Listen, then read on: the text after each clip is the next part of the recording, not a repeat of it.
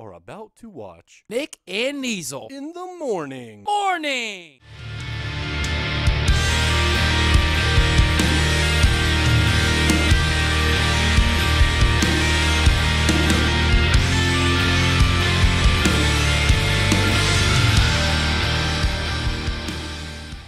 Really general question to start with. Okay.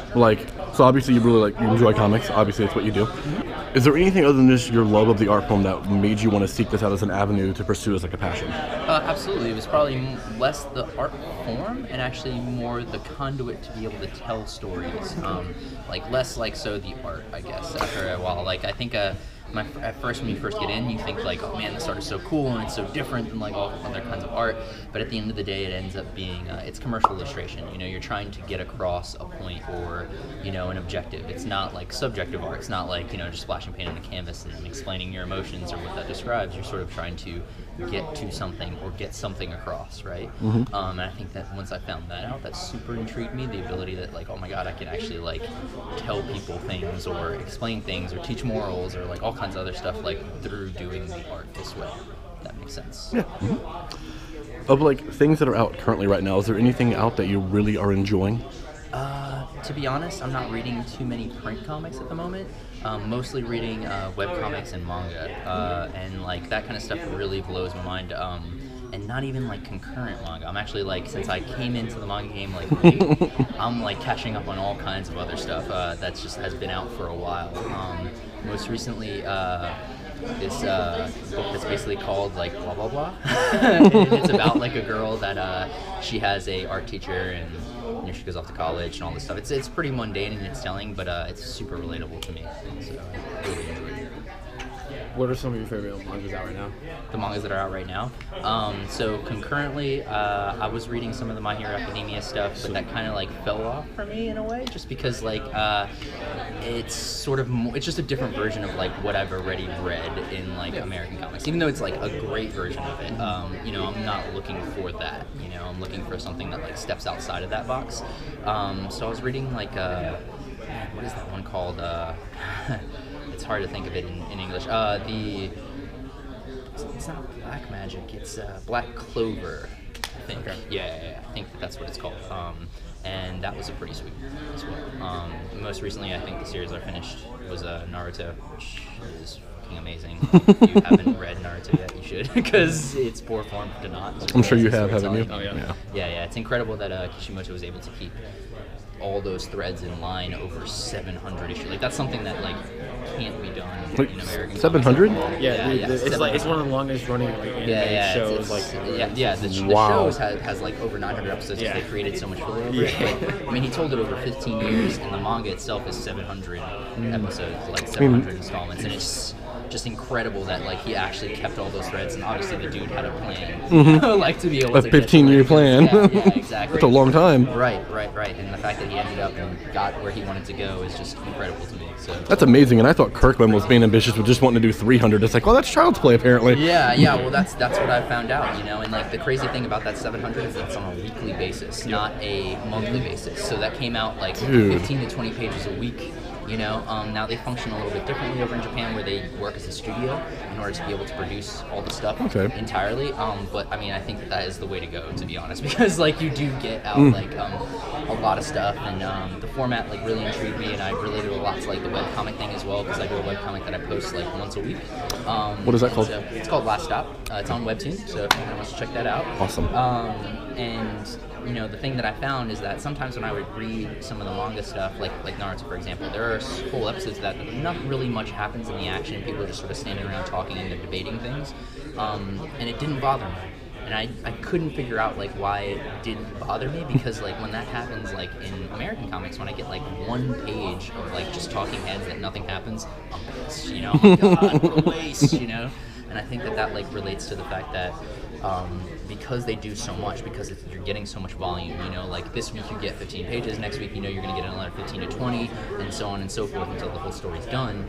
That dead space doesn't seem as dense, and they can sort of decompress some of that stuff and relate some of that, whereas with comics, you get 22 pages, it's once a month. Mm-hmm. Yeah, exactly. So you better make that worth my time to go over there and check out, or else what the fuck am I doing with my money and my time, right? Mm-hmm. So which is why I also like made a move to reading trades whenever I read comics as well, because then you get an entire arc. You know, you don't sort of lose track of everything. You can kind of see everything line up one with the other. Yeah, the losing track's a big thing with like monthly, you know, and if you miss 1 month, it's like, man, you forgot what happened 2 months they're ago. Late, you know? Yeah. They're late a month, and then that happens. Like 2 months or 3 months or 6 months, and then like, well, why are you going to read that? You know? And that kind of stuff really bothers me. And I also think that like here, they're very like worried about like the issue to issue stuff, where it's just like, okay, what am I going to do this month that keeps this issue keeps the story going? There's not too many overall arcs. Exactly. Yeah, I don't like that. And there's no permanence also, you know, in that state, like because you're just in a constant middle, there's no like impact or permanence to what you're doing. And so, yeah, that stuff is the stuff that really bugs me about sort of the American side of comics. Not to say that there aren't good American comics out there. There are plenty of good ones, but, you know, it's just that it seems the majority falls into that. It's like TV, basically. You know, like I think a lot of times the first season of a show is great because they have a plan of what they're going to do and what they're going to tell in the story.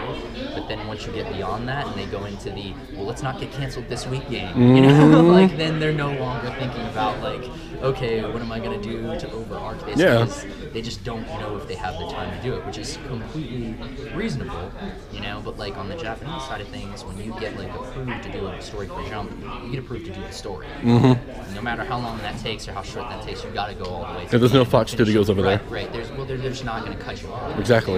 No Fox Studios. You know? Seriously. Yeah. Every Cut time you off Fox halfway picks through up a your new show, story. I'm like, oh, we'll see you in like 2 Yeah. seasons. We'll be Oh, all that got signed by Fox? Well, I'll check that out when the one season hits DVD. Right. And so like that kind of stuff just really bugs me, and I really enjoy the comfort of that. And I think also just in light of all of that, Jump has really gotten it down to like where they don't release a bunch of series all at once. You know, it's like basically when one series is halfway done, then they bring in another one. You know, and then so you can always like have something going on and another jumping on and jumping off point as you go along. So Just got a constant flow of like, this is about to end, but oh, this new awesome this thing is awesome, here. right? It's not even like it's about to end. It's like, hey, we're halfway through. Oh, this is an awesome thing. Let me start with Yeah. this too, and then you just don't realize that they're like hooking you up like that. But it does give everybody like the ability to do that, and gives everybody the time to develop whatever story or thing that they're trying to tell. You know, and I think that is like one of the key, most important things. Why manga kicks our ass here in sales. Like, to be honest, like My Hero Academia outsells Batman 10-1. I'm not surprised. You know what I mean? So I'm not surprised. Yeah. So when you look at that, it's just like, well, what Obviously are we they're doing here, something kids? right. You know, like, Yeah. what are we doing here? You know, and then you look at the manga and it's like it's in black and white. It's not like full color. It's, you know, and it's all they lean heavily into iconography so that it's like easily accessible to people. You know, there's a reason why they sell millions upon millions of copies of stuff even here in the States. You know, which is manga is not native to our thing. I mean, even though comics is a form, American comics is a form of manga. You know, they came first in my knowledge, I believe. So it's still not. It doesn't equate. You know, and I think that like comics keep shoehorning itself, at least mainstream comics, into this like, hey, we're gonna keep repeating the same formula because every time we repeat this formula, this cash pops out. You know, instead of thinking like long term. You know, like, hey, maybe we need to start developing some ideas that kids today can relate to, that we can carry off into their adulthood, right? Because that's like what they do with manga. That's why you have things like Accountant Man and all kinds of like wacky stuff. There was one manga when I went over there to Japan about 3 years ago. It was called Diary, and it's basically about these 3 girls that their father had left them when they were young, but they're going to their father's funeral, and at their father's funeral they discover that he had started another family, and he has a young daughter that obviously no longer has a mom or dad. So these 3 sisters decide to take care of their one half sister. Oh, and, wow. like, that's all that it's about. And I mean, like, they made like a film out of it that it got like all kinds of awards at Cannes and like all kinds of stuff, you know. But like, that's not extraordinary. No, yeah. Like, that's not a thing that's like, there's no superpowers, there's no monsters, there's no aliens, there's nothing like that. It's just these people dealing with like everyday stuff. And I find that like, because they do things like that and they have a wide variety of what you can read, because you can read basketball manga, tennis manga, accountant manga, you know, like family manga, like all of that stuff. People find things that are relatable to them much easier than they do here, and it doesn't shoehorn the common conception of comics to be for kids. You know, like I think right now we're sitting in a time where like people outside of comics think comics are either for kids or for extreme hardcore adults, you know what I mean? And then nothing in between, which is not true. Like, there are plenty of comics out here in America that are done for all kinds of genres. It's just that we have to do a better job, I think, of like the media and such like that, and covering that and making sure. Yeah, and making people aware. Yeah. Absolutely. It's like you enjoy reading novels. Guaranteed there's comic series you're going to love. Absolutely. You like watching movies. There's some comics you were going to love. Like, everyone can get into it. Right. And there's something for everybody. Yeah. You ever gotten into Berserk? Yeah, I read a lot of Berserk. Okay. Yeah, that stuff was awesome. I'm not super into manga, but everybody tells me the one thing you should check out is Berserk, and you will start loving manga. If you like American comics, I mean, Berserk is the easy. That's what everyone tells me. It's an easy transition. Yeah, for sure. Oh, we appreciate your time. Do you want to give like social media details and stuff? Sure, link in the video. You guys can find me on Instagram at the Hoyt, and I stream 5 times a week on Twitch at twitch.tv/thehoyt850. Do you stream games? No, I stream art. I was gonna say, okay, that's awesome, so, man. Like, basically, I turn my camera on in my studio, and people can come hang out with me. They can chat. They can ask questions. I'll teach people. I'll do draw-overs, all kinds of stuff. I that's take awesome. Drawing requests and stuff, and it's just all from the comfort of my studio. So. Heck yeah, man. I know, we appreciate it.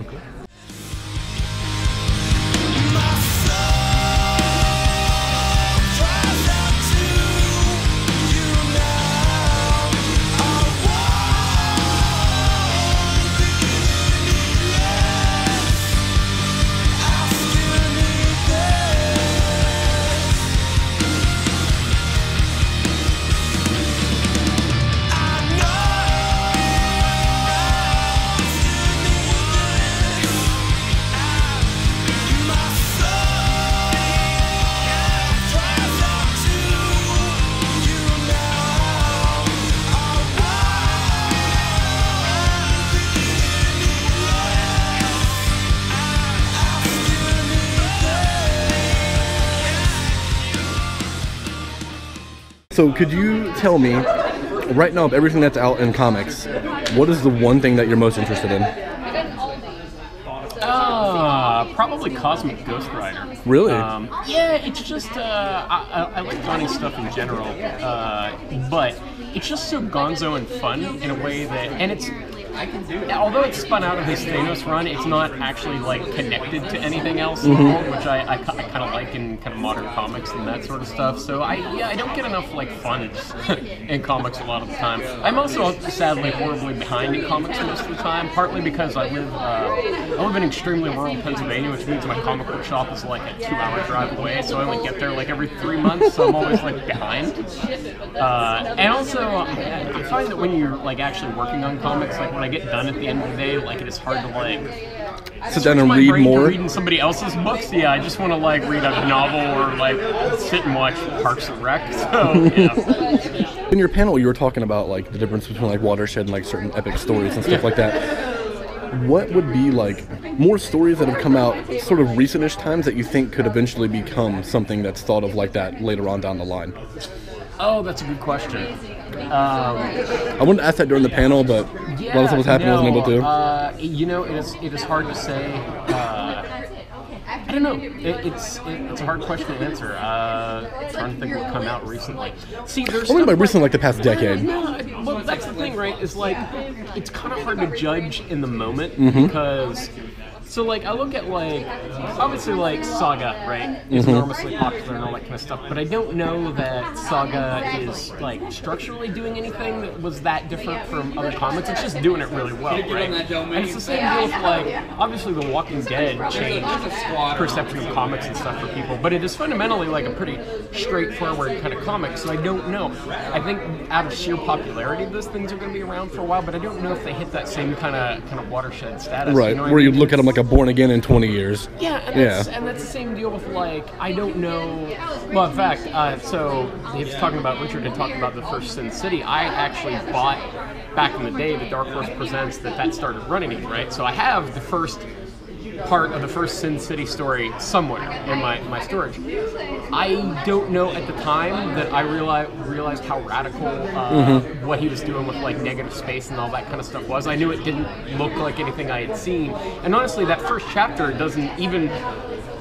the whole Hard Goodbye, they call it now, is not as stylized as Sin City would become, but even within that story, the first 8 pages or whatever the chunk was in Dark Horse Presents are a lot more straightforward. They're black and white. But by the end of the story, he's transitioned into this whole, like, I've basically painted the thing black and scraped it out, you know, to make this kind of thing. But I don't know at the time that you could have said, like, oh, this is something that is really different, that is going to, like, kind of influence people and that sort of thing. You know what I mean? But it's funny, at the same time, I do see things like, I look at artists now, right, and I was lucky to break in with Trad Moore, and I see a lot of younger artists that are clearly massively influenced by Trad, right? Like, so, like, maybe his stuff is going to be that kind of thing, you know what I mean? So, yeah, I don't know, would be the short answer to that.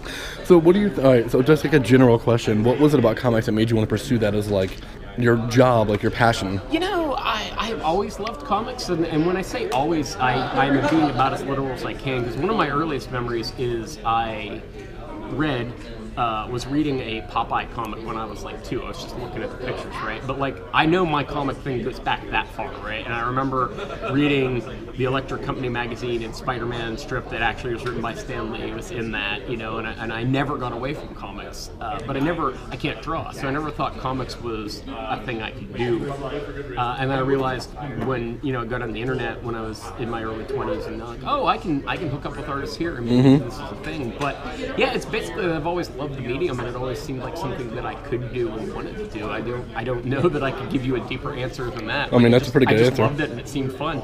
Yeah. That's kind of the world I'm in with, like, I can't draw to save my life. Yeah. I'm not an artist that way, but I'm a writer. Yeah. And, like, I love comics or whatever, and I've never found an artist that shares the same, like, idea that I would want to have, or the same passion for a certain idea that we've ever just been able to do together, you know? And I've never tried to write a comic. I write, like, short stories, and I'm writing, like, a book or whatever. But, yeah, like, that was one thing I've always thought about. Like, oh, I love comics, but I can't draw, so I guess I could never do that. Like, when I was younger, I always thought that way, you know? Yeah. It wasn't until I got older that you realize, oh, no, you don't just have to be able to draw. Yeah. There's a lot of different jobs to do in that area, you know? There absolutely are. Yeah, I cannot draw a lick. So. No, I can barely draw a stick figure. Yeah. It's awful. Is there any character in like DC that you would like in the future want to like work on? Like something? Oh sure, like I constantly bother DC when they write Lobo. Oh god, you're speaking his language. And I think I'm making some progress, so I'm hoping that I can Stockholm syndrome them into. If I just keep at it, they'll get slowly persuaded. But I do that. But there are others. There's obviously I'd love to write Batman at some point. You know. I mean, it's one of those things that, frankly, I can't do a better Batman, I don't think, than Scott Snyder and Tom King have done with it.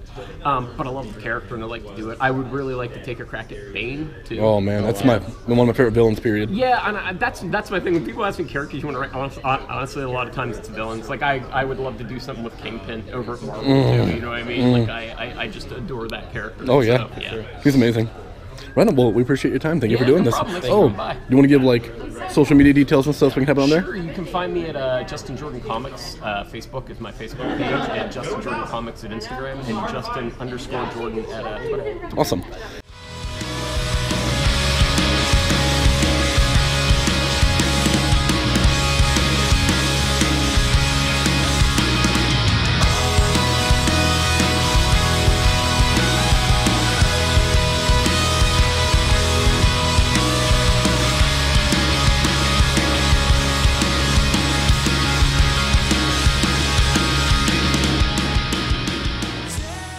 So, is there anything currently going on in the comics that you are really into?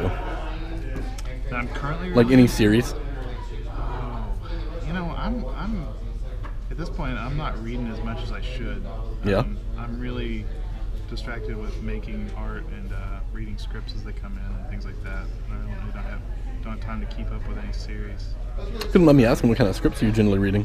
Well, everything that people try to get me to draw. So really? It's like anything from historical dramas to horror stuff.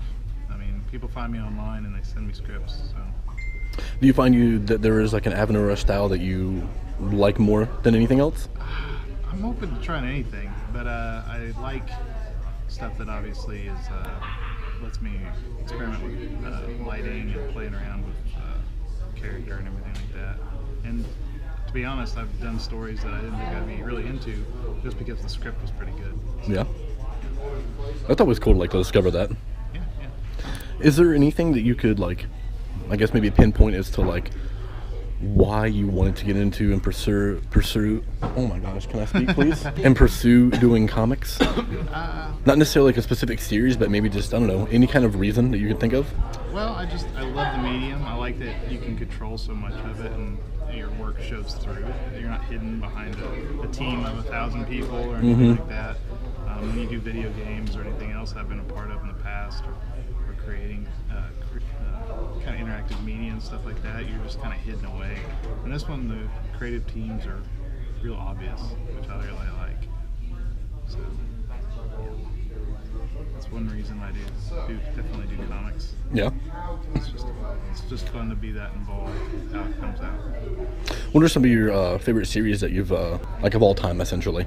Things that you really enjoy. Doesn't have to be anything current or anything, just anything that you're into. Sure. Well, I loved obviously X-Men when I was a kid and No, stuff like that. that's my number one. Early 90s stuff. That's what I was really into at the time. And so everything in that, and then obviously when Ninja started, that was exciting and all that. But I guess over time I've just read random books plus stuff I was into. So I'm not sure what I'd say has really been really influential. Just kind of a mix. Yeah, just a mix of random issues here and there, and artists I like. Those are my biggest influences.